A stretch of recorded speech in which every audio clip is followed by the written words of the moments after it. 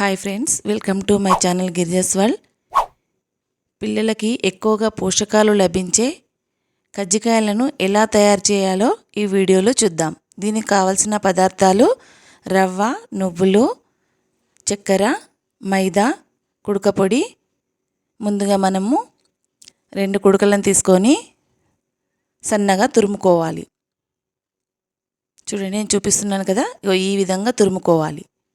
ఇలా తురిమిన తర్వాత స్టవ్ ఆన్ చేసి కడాయి పెట్టి అందులో మనం 1 కప్పు రవ్వ వేసుకొని బాగా వేయించుకోవాలి. ఆ తర్వాత వేగిన తర్వాత 1 కప్పు నువ్వులు కూడా పోసుకొని అవి కూడా బాగా వేగాలి. అలా వేగిన తర్వాత 1 కప్పు కుడక పొడి వేసుకొని దానిని కూడా బాగా వేగనివ్వాలి.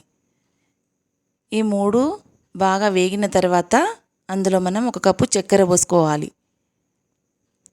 చక్కెర అంతా అందులో కలిపిన తర్వాత స్టవ్ ఆఫ్ చేయాలి.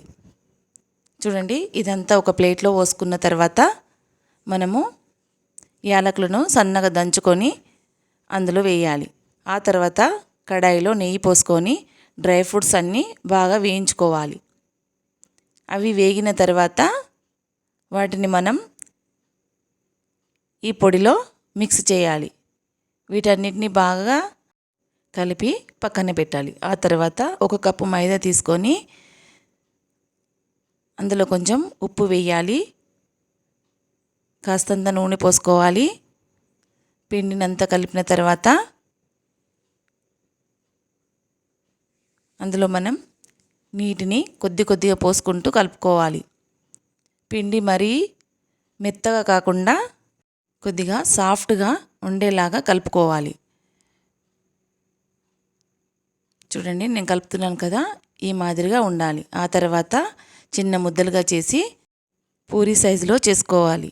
ఆ తర్వాత ముందుగా తయారు చేసుకున్న పొడిని 2 స్పూన్లు అందులో వేయాలి. ఆ తర్వాత చివర్లకు నీళ్ళని రాసుకోవాలి. దీనిని ఈ విధంగా పోల్డ్ చేసుకున్న తర్వాత నేను మిషన్ లేకుండా పాతకాలం పద్ధతిలో ఎలా అల్లుతారో అలా అల్లుతున్నాను. చూడండి, అన్నీ ఇదే మాదిరిగా చేసుకున్న తర్వాత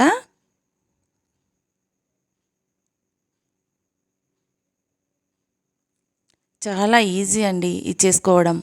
ఒక్కసారి మీరు ఇలా పిల్లలకు చేసి పెట్టారంటే చాలా ఇష్టంగా తింటారు.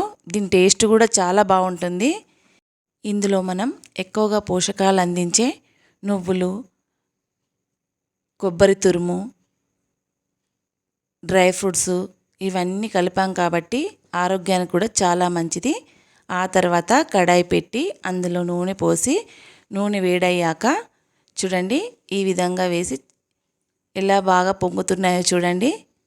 నేను ఇందులో ఏది వేయలేదు, సోడా కానీ ఏది కానీ వేయలేదు. కాస్తంత ఉప్పు వేసుకున్నాను మైదా పిండిలో. కావలిస్తే మీరు గోధుమ పిండితో కూడా చేసుకోవచ్చు.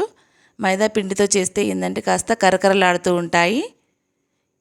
ఇవి తినడానికి కూడా చాలా బాగుంటుంది. దీనిని 2 వైపులా గోల్డెన్ రంగ్ వచ్చేంత వరకు కాల్చుకోవాలి. చూడండి, అన్నీ ఇదే మాదిరిగా కాల్చుకొని ఒక ప్లేట్లో సర్వ్ చేయాలి. ఎంతో టేస్టీగా ఉండే కరకరలాడే కజ్జికాయలు రెడీ. ఈ రెసిపీ మీకు నచ్చినట్లయితే please subscribe my channel. Thank you.